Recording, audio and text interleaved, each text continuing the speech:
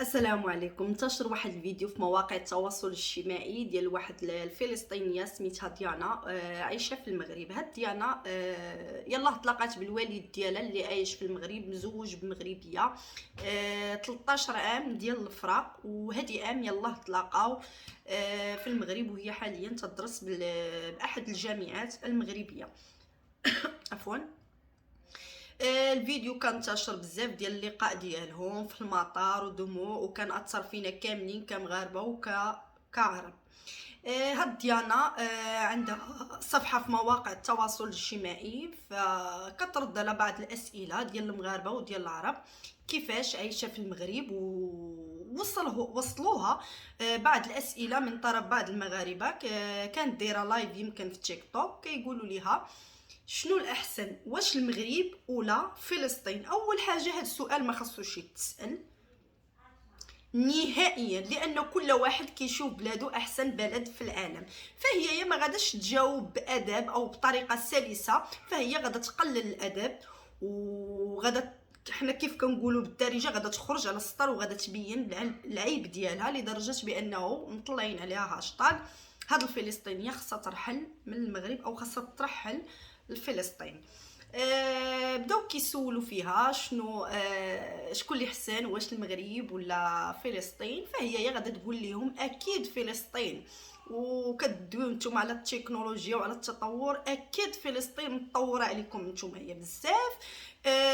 اصلا ما كاينش مقارنه ما بين المغرب وفلسطين. حنايا فلسطين في المخيله ديالنا حنايا كعرب او كمسلمين هي دوله دي حرب، دوله فيها الحرب.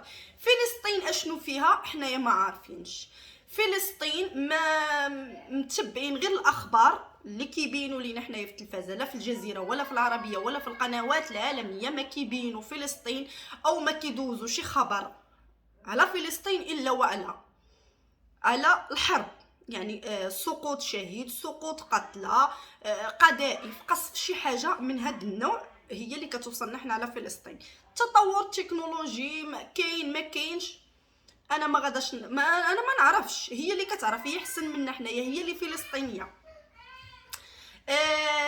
غادي يسولها شي واحد سميتو ايوب عايش في فرنسا، فكيقول لها لا ودير المغرب هذه كتقول لي انت اصلا متشرد، انت اصلا متشرد في فرنسا وكتسولني انا اللي عايشه في المغرب. شوف انا يعني باش ما نبقاش غير داويه، انا غادا ننزل لكم الفيديو من وراء هذا الفيديو ديالي، انا غادا ننزلو لكم.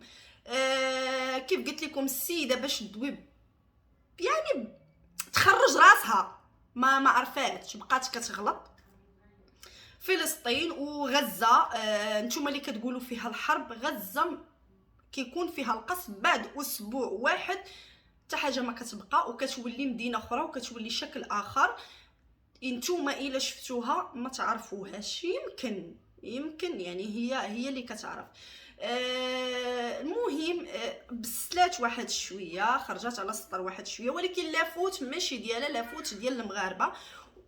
وهاد لافوت ديال المغاربه منين كيجي من عند صحافه العار ديالنا، فين ما كيجي شي مشرقي عندنا المغرب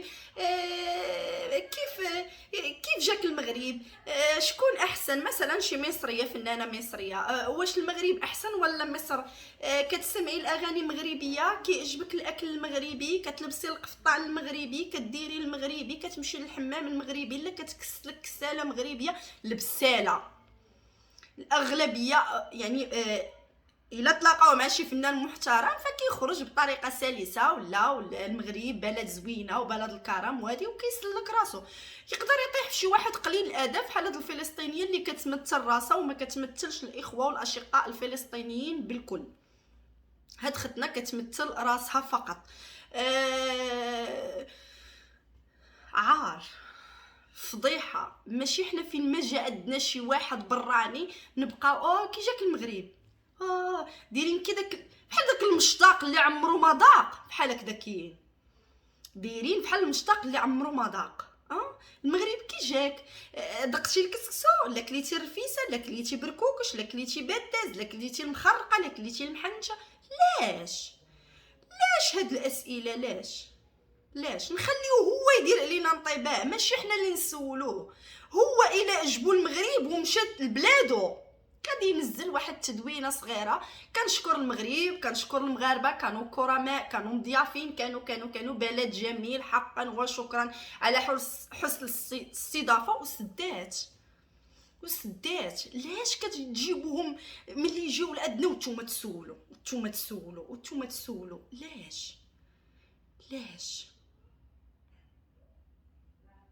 حتى ولات هذه خارجه لاجئه عندنا في المغرب، ولات كتحل فمها. لاش وانتم مطلعين عليها هاشتاغ اكبر منها هي بعدا كي مطلعينوا عليها وتمشي في حالها وخاصهم يرحلوها؟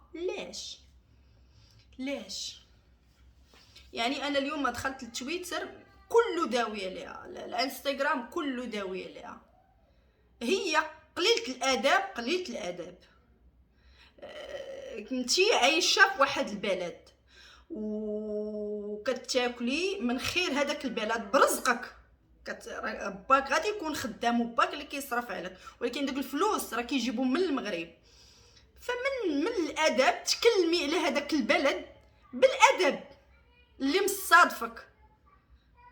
ملي هي يا غزه وفلسطين احسن من المغرب سيري ليها، اش بركك فيها؟ انا كيفقصوني هادوك الناس اللي كيكونوا عايشين في شي دوله كياكلوا من الخير ديالها وكيخرجوا كيبقاو كيسبوا فيها. ما تسبش البلاد، انت براني ما عجبتكش البلاد هز قشك وزيد لبلادك. ياك بلادك حسن سير لبلادك، سير